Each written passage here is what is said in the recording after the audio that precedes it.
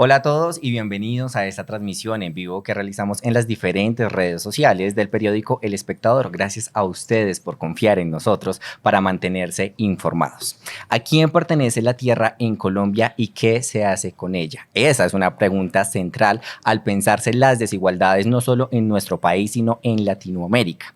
Y por ello nosotros en El Espectador decidimos invitar a un panel de expertos y expertas para hablar sobre este tema y también sobre dinámicas rurales, abordando también temas de distribución de tierras, la concentración de la propiedad, el impacto histórico de las políticas agrarias y el papel de los movimientos campesinos e indígenas en la lucha por la tierra. Y por eso el día de hoy nos acompañan en la redacción de El Espectador diferentes expertos de la academia y también representantes de los liderazgos campesinos. Entre ellos está Signy Isabel de la Ranz Miranda, lideresa campesina del departamento del Magdalena, destacada por su trabajo al frente de la Asociación Nacional de Usuarios Campesinos ANUC.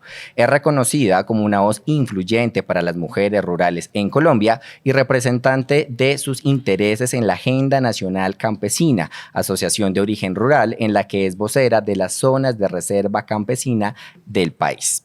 También nos acompaña Carlos Alberto Suescún Barón, quien es economista de la Universidad Nacional de Colombia, magíster en Ciencias Económicas y doctor en Desarrollo Económico de la Universidad Estatal de Campinas, Brasil. Actualmente es profesor del Departamento de Desarrollo Rural de la Pontificia Universidad Javeriana.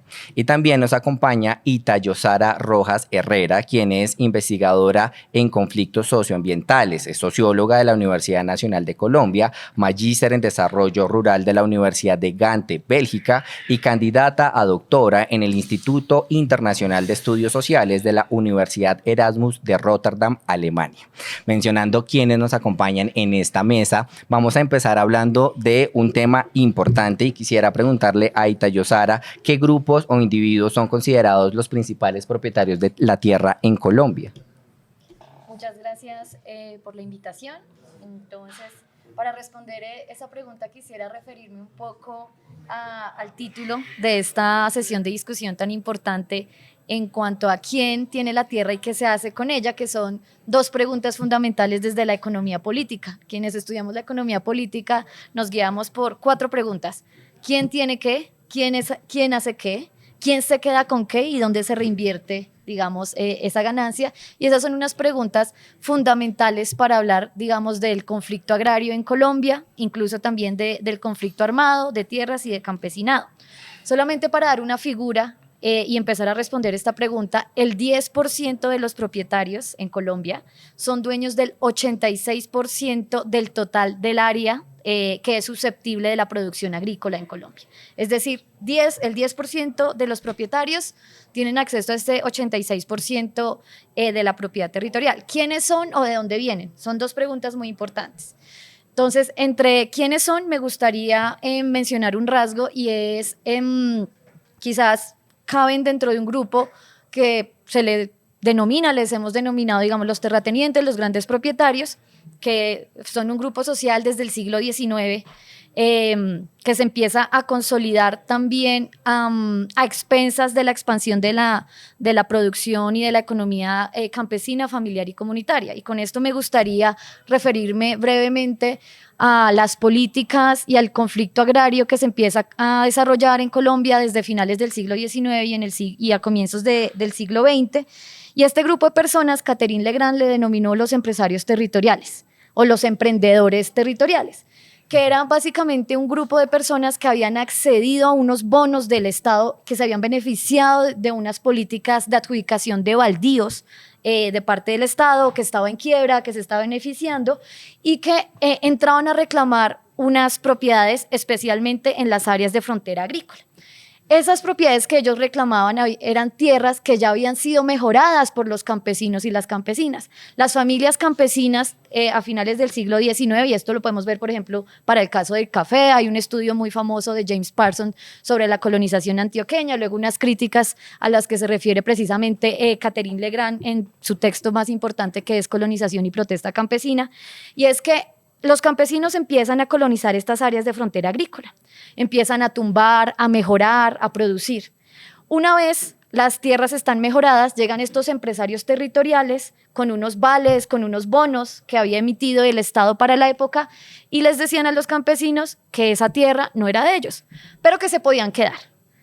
¿Y cuál era la finalidad de esto? Pues controlar la tierra, apoderarse de las mejoras que ya habían hecho las campesinas y los campesinos y pues controlar la fuerza de trabajo, ¿sí? Digamos que esta es la génesis y el núcleo del conflicto, ¿sí? Este 10% de propietarios que controlan ese 86% vienen desde allí, desde el siglo XIX.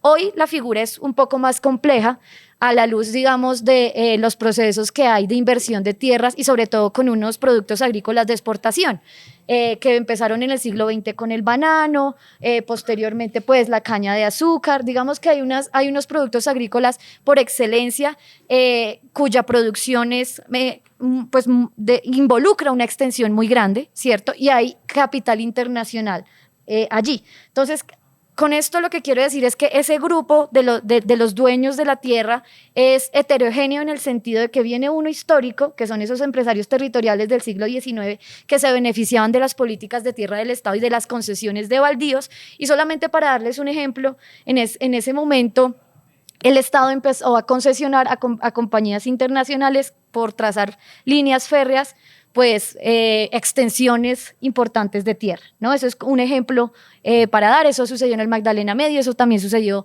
en la Amazonía, en la Orinoquía, que por cierta infraestructura el Estado empezó a concesionar baldíos, ¿no? Y pues los baldíos son las tierras públicas. ¿Qué quiere decir esto? Que en ese 10% de propietarios, de quienes tienen la tierra, el Estado colombiano históricamente ha jugado un papel importante en garantizar que sea un cierto grupo social quien tiene la tierra, ¿sí? Y que los intentos por cambiar esto, que están dados pues en algunas iniciativas reformistas de reforma agraria, con la Ley 200 de 1936, la Ley 135 de 1961, que se inclinaban en favor de los campesinos sin tierra o con poca tierra, pues fracasaron. Entonces, un poco para contestar la pregunta, ¿quién tiene la tierra en Colombia y qué hace con ella? Es una pregunta histórica, es una pregunta que se refiere al poder, ¿sí? Sobre la tierra, y no solamente sobre la tierra, sino sobre quienes trabajan la tierra, los campesinos y las campesinas. Una pregunta que no fue nada sencilla para empezar, lo reconozco también y por eso también tenemos un panel de expertos que puedan darnos una luz en torno a cómo tratar de hablar de estos temas que son relevantes, pero tenemos una representante de la Sierra Nevada y quisiera preguntarle a Sidney cómo la respuesta también de Itayosara puede hablar de esas reconfiguraciones socioespaciales que han agudizado las desigualdades. En efecto, ¿quiénes poseen la tierra? Siendo consecuentes con la compañera Itayosara, si vemos el reflejo de la matanza de las bananeras, donde el Magdalena sufrimos una gran devastación, porque por aquí fue donde iniciaron un gran movimiento de opresión hacia el campesinado, hacia quien trabajaba la tierra, asesinándonos.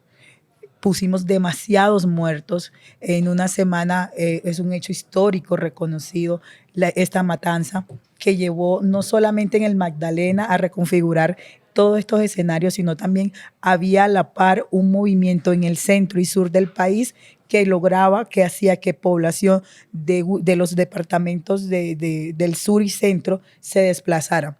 Prueba de ello, nosotros en la Sierra Nevada tenemos una multiculturalidad impresionante. Tenemos población de Boyacá, de Santander, de Nariño, de Huila, de Antioquia. Y en cierto grado esto se ve arraigado y reflejado en la producción del café en la Sierra Nevada de Santa Marta, que estuvo colonizada por toda esta población que venía del eje cafetero y que sabía cultivar el café, pero a raíz de todos los movimientos de apoderamiento de la tierra, se vio relegada hacia la serranía de Santa Marta. Hoy tenemos una población que carece de una identidad propia, porque no se ven reflejados como costeños en un nivel cultural, pero también dejaron unos lazos en sus departamentos. Y estos lazos los hace arraigarse a todo el país en general.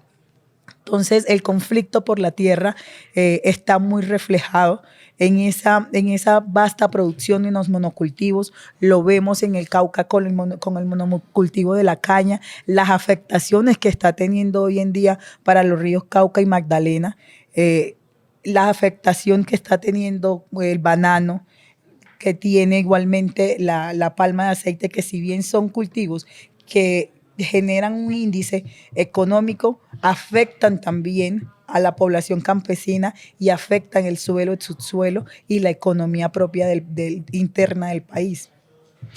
Sidney nos menciona algo muy importante en torno a esta gran disputa de quién posee la tierra en Colombia, pero hay un componente importante que también se relaciona con lo que ustedes dos vienen mencionando, y es el rol entonces de las políticas agrarias en la concentración de la tierra. Y quisiera preguntarle a Carlos Oescún sobre ello. Bueno, quizás para complementar un poco los anteriores comentarios, observaciones, reflexiones, tanto de Itayosara como de Sidney, es importante que en Colombia entendamos que no hay una única forma de propiedad, hay varias formas de propiedad. Entendemos a veces la propiedad únicamente como propiedad privada, pero Colombia es un país que tiene propiedad colectiva. En pueblos étnicos, comunidades indígenas, comunidades afro, y ese tipo de propiedad no es menor, equivale aproximadamente al 30% de todo el área continental de Colombia. Es una forma de propiedad territorial que pues enmarca más allá del derecho a la tierra como tal y se habla de derechos territoriales. Es una lucha también de las comunidades étnicas por el reconocimiento de sus derechos territoriales, de lo que implica, digamos, esto para ellos en sus cosmovisiones y en sus formas de vida.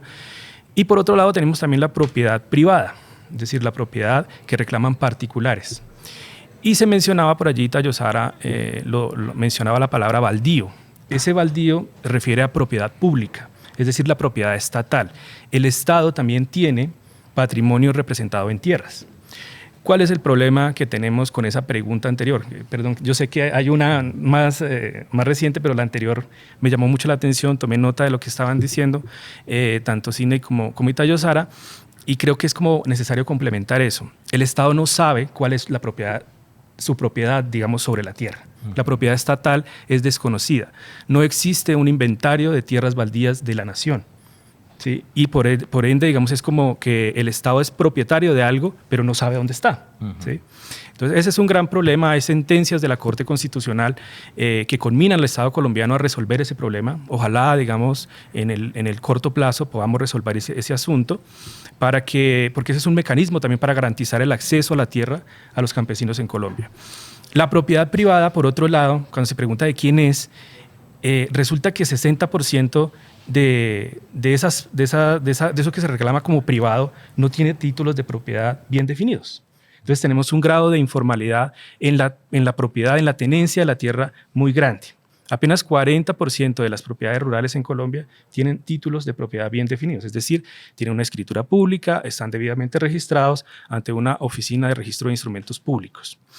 Entonces, en ese mar de complejidad, ¿cierto? En esas distintas formas de propiedad, en esas dificultades para reconocer lo que es del Estado y lo que es de los particulares, afloran los conflictos, y aflora el conflicto porque este problema de la tierra, que es considerado desde la economía política, como lo mencionaba Itayosara, una reforma de base para el desarrollo del capitalismo, en Colombia no hemos desarrollado esa tarea.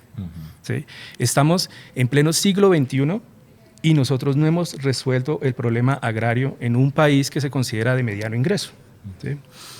Los países que hoy son desarrollados resolvieron su problema agrario a través de reformas agrarias profundas, siglo XIX, siglo XX. Nosotros estamos en el siglo XXI y todavía es un desafío muy grande eso. Entonces ahí conecto con la segunda pregunta que mencionas. ¿Sí? Políticas agrarias. Las políticas. Entonces nuestras políticas han sido bien intencionadas, en algunos casos han sido profundas en desarrollo institucional, pero al final han tenido un efecto marginal en materia de afectación sobre la distribución de la propiedad de la tierra y de la tenencia de la tierra en el país. Un autor que yo reivindico mucho, un clásico, el maestro Antonio García Nosa, fundador del Instituto de Economía de la Universidad Nacional, que hoy derivó en Facultad de Ciencias Económicas, es lo que hoy es la Facultad de Ciencias Económicas, escribía, ¿sí?, que las reformas agrarias en Colombia y en gran parte de América Latina son reformas de tipo marginal. ¿A qué se refiere? En que esas reformas podían tener sendos objetivos, o sea, muy profundos, muy importantes, pero en la materialización resultaron siendo poco, digamos, considerables, ¿sí? Los efectos sobre la estructura de concentración de la propiedad de la tierra, heredada inclusive del periodo colonial, ¿sí? O sea, el proceso de ocupación territorial en Colombia, este problema de concentración viene inclusive desde el periodo colonial, que ya cuando nos formamos como república se convirtió en un problema aún mayor. Lo mencionaba también Itayo Sara y lo mencionaba también Sidney. Colombia ha sido un país de bonanzas. Entonces, las bonanzas de tierra caliente nos han llevado a ocupar tierras. Entonces, la historia de Colombia, en todo lo que tiene que ver con el problema de la concentración de la propiedad de la tierra, es una ocupación territorial guiada por bonanzas económicas internacionales. Entonces, el café no es rentable durante un periodo, ocupamos las tierras para llenarlo de café. El caucho no es rentable en algún momento porque los países centrales lo demandan, nos dedicamos a explorar café. Y esa ocupación territorial es la que ha generado esos conflictos, y uno de los conflictos principales es esa concentración excesiva de la propiedad de la tierra en Colombia. Que tengamos un índice de Gini que ronda entre 0.87 y 0.90, dependiendo de la fuente, los cálculos, es una cosa realmente para preocuparse, ¿sí? No sé si Itayo Sara quisiera agregar algo, o Sidney. Algo que sí quisiera agregar a lo que mencionaba el profesor. Solución, una buena implementación del catastro multipropósito, pero enfocado a la realidad del territorio, no desde una oficina centralizada y a dedo diciendo esto es lo que va y esto es lo que no va y este es el concepto, sino un catastro multipropósito real, social, que sí puede identificar cuáles son los polígonos que están en qué condiciones en cada espacio del territorio del país. Entonces, una de las soluciones es el catastro multipropósito. Pero como somos un país que tenemos múltiples leyes, tenemos más de 1 millón de leyes, pero no aplicamos ni la mitad, o no ejecutamos y implementamos ni la mitad. Y eso es un reto que tenemos como país. Poder aterrizar, porque nada vamos a hacer creando más y más leyes donde no estamos implementando las que ya tenemos y de una manera efectiva. Entonces, el tema de el acuerdo de paz contiene bastante reglamentación o bastante lineamiento para llegar a una solución real de la tenencia de la tierra. Pero tenemos 8 años donde no ha habido implementación. Ha sido un reto para el presidente actual tratar de implementarlo y ha tenido pues todos los retos que ya todos los conocemos, pero ahí está parte de la línea, de la solución. Y dentro de estas bonanzas, si nos damos cuenta, todas las bonanzas que ha tenido Colombia, podemos catalogar que Colombia es un país potencialmente agrícola y medioambiental. Colombia no es un país potencialmente minero-energético ni industrial, sino Colombia ha sido un país y va a ser un país potencialmente agrícola y medioambiental. Sí, puedo ahí acotar. Efectivamente, en este país, si queremos resolver o atender problemas relacionados con la formalización, con el acceso a la propiedad de la tierra, con la redistribución de la misma y con mejores usos, no necesitamos nuevas leyes. O sea, eso sí es ya como un diagnóstico que tenemos desde hace varios años. Nuestro marco legal es muy bueno, ¿sí? Y no solamente, inclusive en el caso de las tierras, podemos pensar en otros derechos, en otras cosas. Tenemos un desarrollo a nivel normativo, a nivel legal, que es muy amplio, es muy garantista, pero lo que nos falta es materializar eso, ¿sí? Ahora, materializar eso va más allá de una cuestión de buena voluntad que pueda tener un gobierno de turno. Lo mencionaba Itayo Sara, esto es un problema de economía política. O sea, la economía política de la tierra en Colombia define la trayectoria de lo que ha sido nuestro capitalismo, ¿sí? Y nuestro capitalismo es ampliamente concentrador de los recursos, del ingreso, no solamente de los activos como la tierra. Hoy nos estamos debatiendo sobre el acceso al agua también. es un capitalismo que de alguna manera se ha estructurado sobre una base extractivista, y esa base extractivista genera también unas inercias institucionales. Entonces, reformar esas inercias institucionales y pretender hacer reformas de largo alcance sobre estructuras muy rígidas es todo un desafío, ¿sí? Y es un desafío que se ha enfrentado tanto este gobierno como los anteriores, que igual han tenido nuevamente leyes. Hablamos de reforma agraria en el caso de Colombia inclusive desde inicios del siglo XX, ¿sí? Lo mencionaba Itayo Sara con ese texto de Catherine Legrand, que es un texto prácticamente un clásico, ¿sí? para estudiar estos asuntos, y pues tenemos una sentencia por allá de 1926 que decía cuál es la función social de la propiedad de la tierra en Colombia, por ejemplo, ¿sí? Después tuvimos el experimento de la ley 200 desde el año 36, que algunos lo llaman de reforma agraria. La propia Catherine Legrand dice, bueno, realmente no es tanto de reforma agraria, eso fue una política para, pues todo lo que se concentró, se validó, se trajo, digamos, de baldíos para particulares, se terminó legalizando, ¿sí? Claro, tiene otros componentes muy importantes, como todo el tema de la prescripción adquisitiva del dominio por incumplimiento de la función social. Pero la ley 135 del 61 tal vez es el marco más importante en materia de reforma agraria en el país, un hito en la historia de la política de tierras porque se generó una institucionalidad especializada para eso. Allí surgió el INCORA. De ahí, pues, después se transformó en INCODER y hoy tenemos la ANT. O sea, ahí ese es como el juego institucional. ¿Cuál es el problema? Que nuestra institucionalidad ha sido precarizada. O sea, todas las políticas de ajuste fiscal, toda la herencia que tenemos de ese neoliberalismo, de ese recetario del consenso de Washington, hizo que el gasto público para este tipo de esfuerzos disminuyera y la institucionalidad también fuera, digamos, parcializada. Entonces, las políticas públicas tienen mucha fuerza en materia de lo escrito, pero poca en su materialidad. Esa es como la...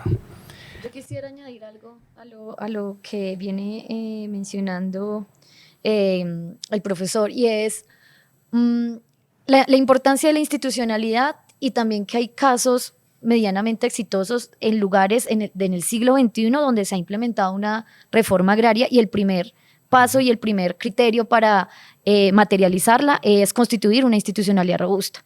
Me refiero al caso de las Filipinas, donde en 1994 se desarrolla una reforma agraria asistida por el mercado también, o sea, también bajo el principio de la voluntad en la compra y la venta de la tierra, pero se construye todo un ministerio de la reforma agraria, distinto al Ministerio de Agricultura, ¿sí? Y es un ministerio que inicia al menos con 30.000 nuevos empleos para ejecutar la política de tierras, de redistribución, y eso es en el siglo XXI, y eso es también, digamos, en el inicio pues, de las recomendaciones de las políticas neoliberales del Banco Mundial, pero esto es un ejemplo para decir que eso es algo sin lo cual no podemos aspirar a tener, digamos, unas metas y afectar la estructura de la propiedad territorial.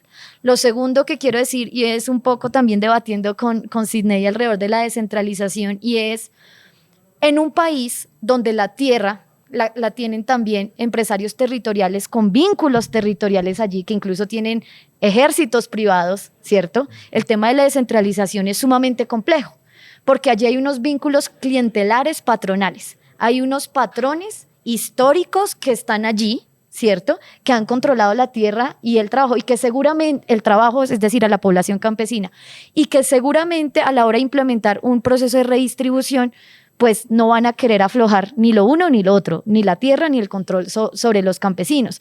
Por eso la importancia de que la reforma agraria sea una operación nacional. Claro, considerando las particularidades locales, pero aquí es importante hacer una lectura sobre los poderes regionales, y los poderes regionales que históricamente han estado vinculados al control de la tierra, de la propiedad y de algunas materias primas de exportación, ¿sí? Y eso me parece un punto súper importante porque, claro, la descentralización tiene un potencial en cuanto a que lo que hemos denominado la periferia, las regiones que han sido excluidas históricamente, puedan tomar decisiones sobre sus territorios, sobre cómo producen, sobre qué se producen, sobre también que el excedente de lo que se produzca se pueda quedar allí para repartir los beneficios del desarrollo y del crecimiento económico, ¿sí? Porque creo que esto es algo muy importante que creo que tiene que quedar claro, y es que nuestra percepción no es en contra del crecimiento ni el desarrollo, sino de una justa distribución de los frutos, de los excedentes y de los beneficios, que eso no ha pasado en Colombia. El campo colombiano, a través del campo colombiano, de la economía campesina, de las comunidades excluidas, de las regiones excluidas, se han desarrollado las ciudades, se ha desarrollado, sí, las grandes capitales, y se han excluido esos territorios de esos beneficios, ¿no? Entonces, un poco el tema de la descentralización en nuestras políticas de crecimiento, desarrollo, de industrialización del agro, y con industrialización no me refiero a grandes fábricas contaminando en el campo, sino a la organización de los procesos productivos. ¿Qué quiere decir eso?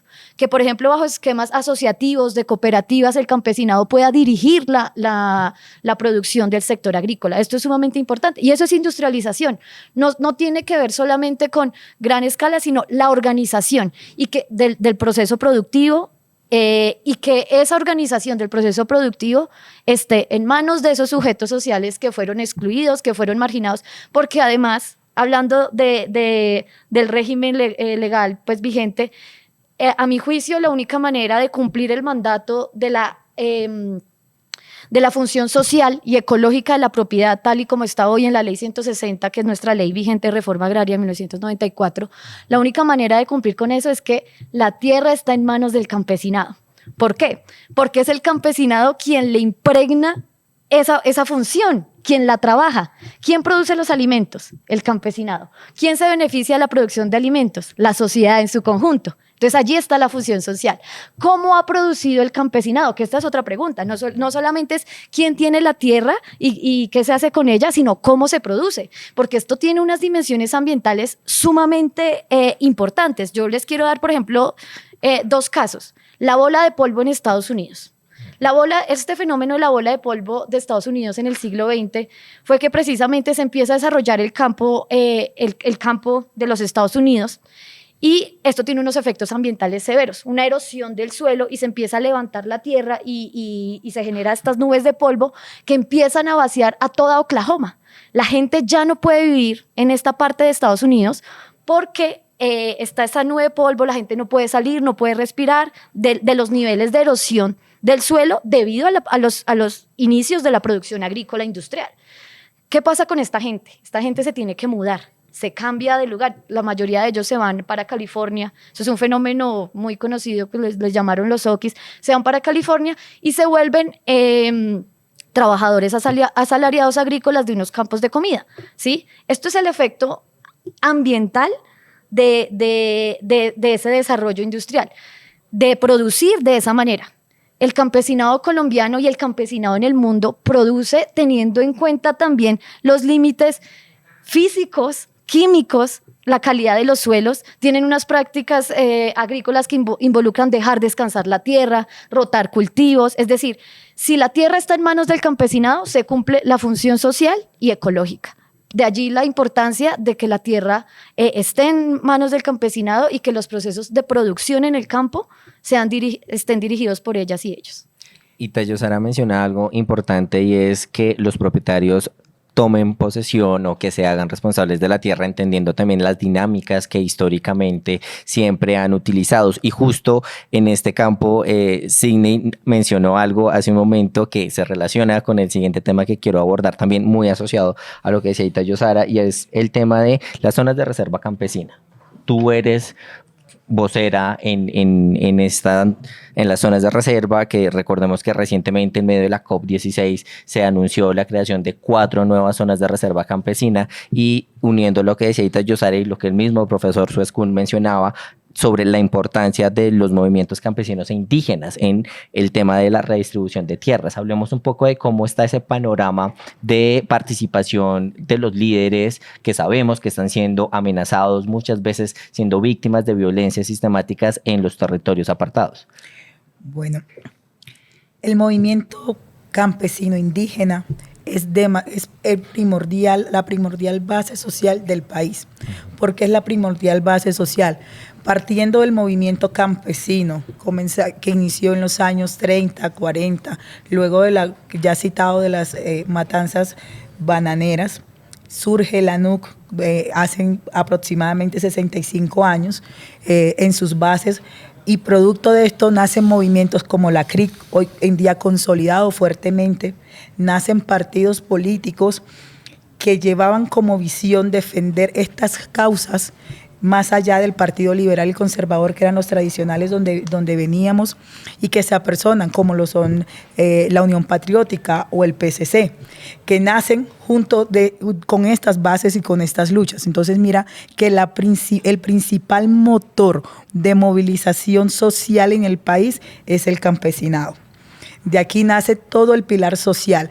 Las bases obreras nacen del campesinado. Las bases de salud, educación, nacen del campesinado. Entonces, el movimiento campesino es el pilar social, iniciando por allí. Tenemos más de 70 años de historias y luchas. La ANUC ha sufrido múltiples persecuciones como organización. Nos ha tocado modificarnos, acostumbrarnos, sufrir exilios, asesinato de nuestros líderes y lideresas. Luchar también con la transformación y dar guía de transformación de territorio y de sociedad, como es la inclusión de las mujeres en los liderazgos sociales y políticos.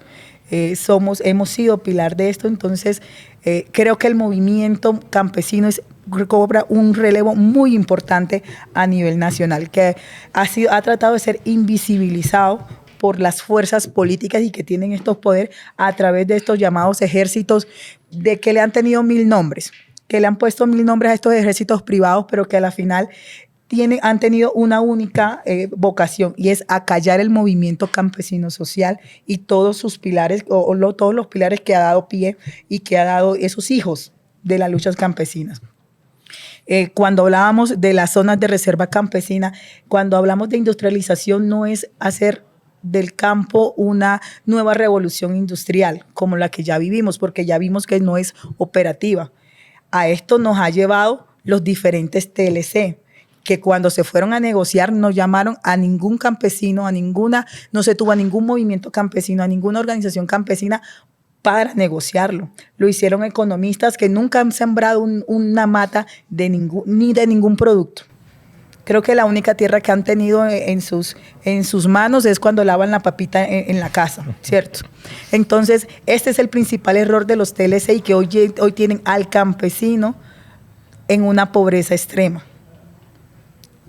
Y ahí es donde están estas bases que necesitamos en la reforma agraria. Miremos un poquito el efecto de migración y lo que citaba la compañera, todos estos dinamismos internacionales agrarios. ¿Dónde están migrando hoy en día nuestros jóvenes? ¿Y a hacer qué? Están en Europa cosechando en los viñedos, están cosechando naranjas. Entonces, ¿por qué allá sí funciona y aquí no? Y es justamente la redistribución que tenemos a lo que tenemos que llegar. Nosotros no necesitamos salir del país. Nuestro relevo generacional se está yendo afuera a hacer lo que nosotros, nuestros abuelos y nuestros padres hemos hecho por años, que es sostener en soberanía alimentaria a todo un país. Los 50 millones de colombianos que hoy están en Colombia, más los extranjeros que hoy habitamos el país y que coexistimos, dependen del campesinado. La soberanía alimentaria y la seguridad alimentaria depende del campesinado. No hay ninguna multinacional sembrando cilantro, no hay ninguna multinacional sembrando habichuelas, no hay ninguna multinacional enfocada a la soberanía alimentaria de nuestro país. No hay ninguna multinacional que esté enfocada en realidad en ese relevo. Ellos se van, capitalizan lo que pueden capitalizar, y si no miramos en realidad las zonas, cómo van a funcionar las zonas, y 4 zonas de reserva campesina pueden parecer muchas, pero es ineficiente para lo que deberíamos estar. Las asociaciones y las zonas de reserva campesina deben adaptarse con una tecnificación operativa integral. Nosotros no peleamos con la riqueza, peleamos es con una redistribución adecuada de la riqueza. Nosotros no estamos aspirando el campesinado. Hay algo que el que no es campesino piensa que el campesino quiere que le regalen algo. No. Los campesinos tenemos un pilar de valores muy arraigados. Nosotros no producimos nuestra alimentación, nuestras riquezas. Nosotros aportamos a la sociedad con grandes aportes económicos, pero esto ha sido invisibilizado por los grandes poderes capitalistas. Entonces, ahí es donde tenemos que plantear. 4 zonas, actualmente en los últimos 30 años, solamente se han aprobado 12 zonas de reserva campesina. En este momento hay 18. Y de esas 18, las últimas 4 o 6 son aprobadas en este gobierno. 11. En este gobierno, 11. Y se espera que sean 20, ¿no? No, 18, o sea que son... Perdón, 7 que venían y 11 aprobadas en esta. Pero entonces, ¿dónde están las fronteras agrícolas? También hay que aterrizar para dónde vamos con tanto decreto. Porque tenemos zonas de reserva campesina, tenemos TECAN, y eso lo que va a generar son unos conflictos en ciertos territorios, porque a veces estamos en el afán de crear espacios y de crear escenarios, crear procesos, pero en realidad está aterrizado a las necesidades del territorio, está un pilar, está un direccionamiento claro desde el Ministerio de Agricultura a un enfoque territorial en zonas de reserva campesina. Las zonas de reserva campesina no se pelean con la producción a mediana escala, a la preservación y conservación del medio ambiente y el dinamismo económico. Y ahora a eso le sumamos un tema que no lo hemos hablado y es la calidad humana. No hablamos de preservar valores tradicionales, de preservar, de convivir y coexistir con múltiples comunidades.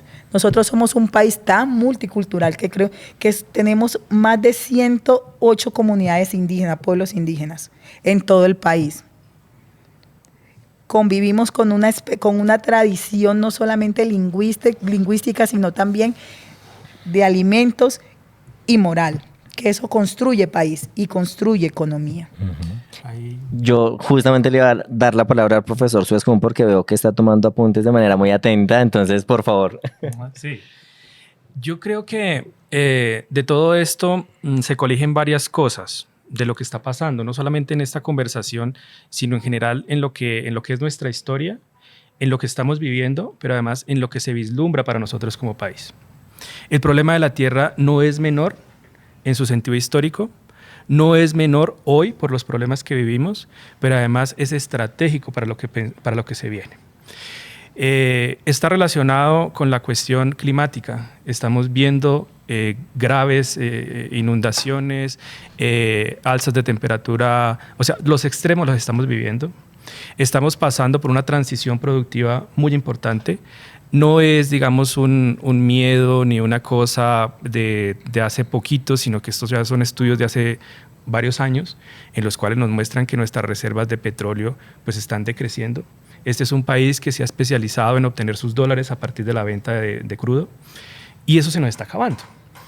Y lo mencionaba, creo que era Cine o Itayo Sara, nosotros somos un país de vocación agrícola. Entonces, hacer una reforma agraria, algunos lo plantean como una cuestión del pasado. Como no, eso es por allá de los años 60, 70. Usted, porque estamos en el siglo XXI, ¿para qué hablas de reforma agraria? La reforma agraria es hoy más que nunca una necesidad para un país como Colombia que atraviesa graves e importantes, desafíos en materia productiva, en materia energética y en materia de sostenibilidad.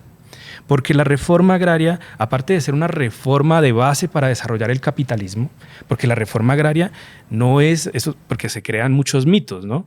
Eran banderas que tenían grupos insurgentes por allá en los años 60, 70, reclamaban el derecho a la tierra para el que la trabaja. Pero la reforma agraria es una reforma del capitalismo. O sea, la reforma agraria fue impulsada por Estados Unidos, ¿sí? En algunos casos, como decía un autor, fue un tío rico. O sea, Estados Unidos financió la reforma agraria en países como Taiwán, Corea del Sur, Japón, etc. En otros casos las estimuló, ¿sí? Pero la reforma agraria es una política capitalista. O sea, es para desarrollar la empresa capitalista en el campo. Hoy tiene unas connotaciones con un sujeto social que ha sido reconocido a nivel internacional y que es fundamental para la reforma agraria, como es el campesinado, la organización campesina e indígena, el movimiento social.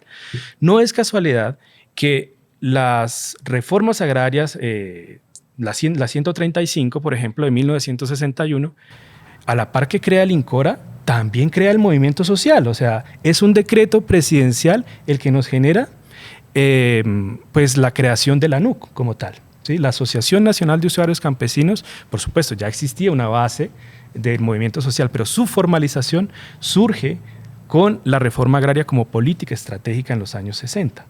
Hoy, igual que hace 60, 70 años, es importante que el movimiento social esté allí para abanderar este proceso y para saber dónde están las tierras, dónde es mejor producir, porque queriendo o no, lo mencionaba Sidney, el campo se está quedando sin gente. Y un campo sin gente es un campo pues, que no es productivo. Y al no ser productivo, nos abocamos a graves dificultades en materia alimentaria y en materia de crisis social. O sea, una reforma agraria, yo lo he llamado, es una reforma a nivel macroeconómico. Una reforma agraria nos resuelve, por ejemplo, el tema de la importación de alimentos. Es decir, nos disminuye el costo de traer el maíz, de traer el trigo, de traer todos esos alimentos que lo pagamos en dólares. O sea, ¿para qué vender petróleo para comprar alimentos si podemos producir nuestros alimentos? Eso nos hace que nos reduzca, digamos, el costo en la balanza, digamos, de pagos y pues el país puede dedicar los dólares para otros fines, para fines sociales, para fines de infraestructura, etc. Pero además es una política que puede generar empleo rural, ¿sí? Es una política que genera una base tributaria. Es una política no sectorial, es una política a nivel macrosectorial. Y nuevamente, es una oportunidad que tenemos como nación de dar nuevamente este debate y que ojalá, digamos, este tema de la reforma agraria no sea una cuestión pasajera y que sea una política realmente de Estado para pensarnos, digamos, todos los desafíos presentes y futuros que tenemos. Aprovechamos este momento para invitar a las personas que nos están acompañando en redes sociales a que nos dejen sus comentarios para que también participen en esta discusión, tratando de abordar algunas de las preguntas que nos puedan dar una luz sobre la importancia de abordar el tema de la distribución de tierras en Colombia. Pero quisiera, para finalizar, hacerles una pregunta a todos ustedes y es, bueno, ya hemos hablado de algunos de los grandes errores que se han cometido, pero ¿cuáles pueden ser esas expectativas o desafíos que enfrentan entonces las comunidades rurales a futuro? Listo. A mí me gustaría, bueno, la expectativa de las comunidades rurales es tener la tierra, ¿cierto? Y esa es una expectativa con la que es muy, digamos, desde el punto de vista de los tomadores de decisiones, de quienes están administrando este momento el Estado, digamos, desde una perspectiva de la justicia social, es sumamente desafiante. En el sentido, pues, en este tiempo, en esta conversación, reconstruimos y nos damos cuenta de la magnitud del problema. O sea, la expectativa es resolver el problema. Pero un problema que tiene alrededor de 200 años de toda nuestra vida republicana y el antecedente en la colonia, etcétera, etcétera, pues hay que fijar unas metas en cuanto a esas expectativas y considerar también, digamos, ese proceso de reforma agraria como un proceso, ¿sí? Y como con unas etapas, con unas metas y unos objetivos asociados a cada uno de esos momentos, ¿cierto? Pues las expectativas tienen que ver, por ejemplo, cuando Sidney dice no es suficiente ese número de zonas de reserva campesina, esas son las expectativas están muy altas y seguramente no va a ser suficiente para resolver el problema de la tierra establecer polígonos, porque no es solamente el establecimiento de polígonos, es qué sucede dentro de esos polígonos, quién trabaja dentro de esos polígonos, qué se produce, cómo se redistribuye el excedente y la ganancia que allí sucede. Eso es todo un problema y creo que a eso hacía referencia Carlos cuando habla de la reforma agraria como un proceso macroeconómico. Pero a esa dimensión de la que habla Carlos y también pensando en perspectiva de qué significa la reforma agraria en el siglo XXI en un país como Colombia, con ecosistemas estratégicos, donde la conectividad ambiental es sumamente importante, donde la conectividad ambiental también depende de las personas, de los humanos, de los campesinos, de las comunidades negras, de los pueblos indígenas. Pues a mí me parece que es importante repensar la idea de la reforma agraria para el siglo XXI, bajo un principio. Y ese principio que proponemos algunas y algunos se llama la justicia agraria y ambiental. ¿Qué quiere decir eso? Que ni las políticas agrarias están divorciadas de lo ambiental, ni lo ambiental de lo agrario, ¿sí? Porque ese divorcio le costó al campesinado y a muchas poblaciones rurales el acceso a la tierra, ¿sí? acusar a algunas comunidades rurales de deforestadoras, de contaminadoras, le ha costado también el acceso a recursos, ¿sí? Cuando no necesariamente es así. Por ello, la reforma agraria, bajo esta perspectiva de la justicia ambiental agraria, inicia por la redistribución de la tierra. Inicia por la redistribución de los suelos que están altamente concentrados y que además se está haciendo un uso ineficiente de eso porque estábamos utilizando la tierra en ganadería cuando puede ser usada para la producción de alimentos y eso tiene unas consecuencias ambientales sobre la calidad de los suelos muy grandes que afectan la producción de alimentos en el futuro. Entonces inicia por la redistribución, ¿sí? Pasa por la restitución de los derechos. Y la restitución no solamente hacemos referencia a la ley de restitución de tierras acá a las comunidades afectadas por el conflicto a quienes le quitaron la tierra, y no solamente la restitución de una parcela, sino de todos los derechos que fueron vulnerados cuando se les quitó la tierra. Porque, ojo, la tierra no solamente es un factor productivo, no solamente es un factor de la reproducción de la vida. Una familia campesina no solamente le interesa la tierra para producir alimentos para vender, no, le interesa la tierra para producir alimentos, alimentarse a sí misma. Nos interesa que esa familia campesina tenga la tierra porque cuida del suelo, porque cuida del territorio, porque cuida, digamos, de esos activos ambientales que están allí. Entonces también estamos hablando de que la tierra tiene una función en la reproducción de la vida, no solamente productiva. Pasa por la regeneración de los suelos que fueron afectados por prácticas que no son sostenibles, porque se hace un uso ineficiente de ellos, porque empiezan a perder su calidad. Es decir, que la reforma agraria tiene que considerar cómo se regeneran esos suelos, cómo se regenera la biodiversidad, ¿cierto?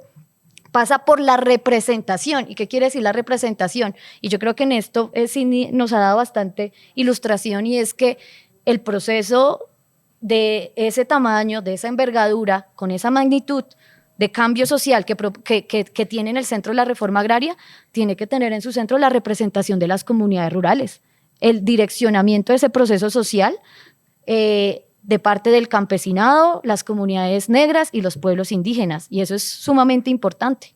Y finalmente, la recalibración de las relaciones sociales y ecológicas de producción. ¿Qué quiere decir esto? Si antes se hacía un uso ineficiente del suelo, del recurso hídrico, del bosque, ¿cómo vamos a hacer un uso eficiente de él para producir alimentos? Para garantizar que estas familias que viven y dependen del acceso a la tierra, al agua y al bosque puedan vivir con dignidad. Tenemos que pensar nuevas formas, ¿sí? El monocultivo y digamos los cultivos extensivos pues ya tienen unos efectos ambientales severos, y a la luz de un contexto en el que hay pérdida de biodiversidad, degradación de los suelos, incremento de las temperaturas que producen estos fenómenos extremos que estamos viviendo, como bien lo decía el profesor Suescún, pues es sumamente importante repensar la manera en la que producimos en el campo, porque de eso depende la vida, ¿sí? La vida de todas y todos. Y eso tiene unas implicaciones, digamos, ya en el sistema tierra, porque estamos en un país que tiene uno de los ecosistemas más importantes en el sistema tierra, que es la Amazonía, por ejemplo. Profesor Suescún, ¿cuáles podrían ser esos desafíos? Bueno, ya mencioné algunos, ¿no? A nivel productivo, a nivel de la sostenibilidad, pero yo creo que aparte de mencionar que la reforma agraria no es un tema menor y que es un tema actual y necesario para nuestro futuro, es importante tener en consideración su carácter integral, ¿sí? A veces parece, digamos, como una redundancia decir que reforma agraria e integral. Lo que pasa es que el tema, digamos, de la tierra es fundamental, es tal vez el núcleo, pero no es la única cosa. Y yo creo que, dadas las cosas que están pasando en materia ambiental, el acceso, por ejemplo, al recurso agua es fundamental en la reforma agraria. Es decir, este país necesita mirar todo lo que tiene que ver con distritos de riego para que vaya asociado con el acceso a la tierra.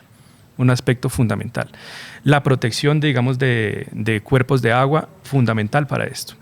Una política de crédito que sea realmente accesible al campesino, una política de asistencia técnica amplia. Es decir, todo esto hace parte de esa dimensión integral de la reforma agraria.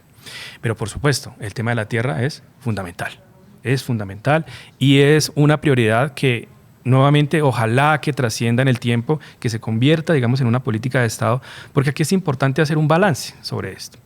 Desde 1961, que mencioné que surge esa ley, hasta más o menos 2017, el balance era que anualmente el esfuerzo que hacía el Estado colombiano para nutrir el Fondo Nacional Agrario, que ahora se llama Fondo de Tierras, era de aproximadamente 46.000 hectáreas por año. ¿sí? Eso es muy pequeño, dadas las dimensiones del problema de distribución de tierras que tenemos en este país. Nuevamente, un indicador de Gini de 0.9, el dato que nos daba Itayosara del grado de concentración por percentiles que existe en materia de unidades de producción agropecuaria y fincas en el país.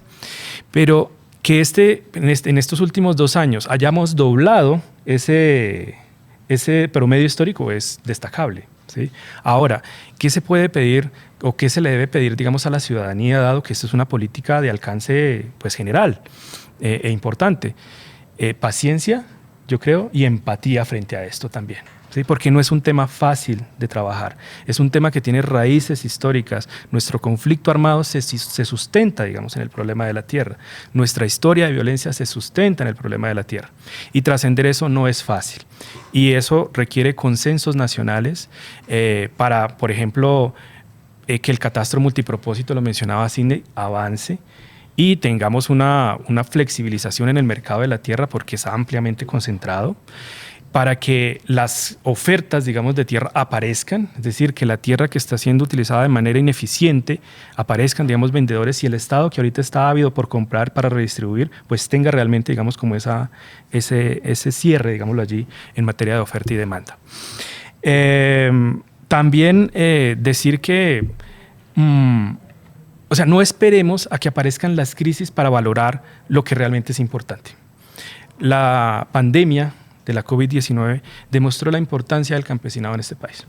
Es decir, cualquier empresa, cualquier entidad podía cerrar, te podía mandar a trabajar en la casa, hacías teletrabajo, lo que sea, y no se acababa el mundo. Pero vaya usted a ver si se nos acabara la economía campesina, si se acababa nuestra producción de alimentos. Ahí sí tenemos un problema grave. Entonces, entender eso, entender el rol que tienen la producción campesina, la importancia que tengan tierra suficiente, que tengan acceso a subsidios, que tengan acceso a todo el tema relacionado con asistencia técnica, todo lo que significa ese carácter integral de la reforma agraria, no es, digamos, una política de asistencia social. Tenemos que trascender eso en la planeación económica y en cómo concebimos el campesinado y el tema de la tierra en Colombia.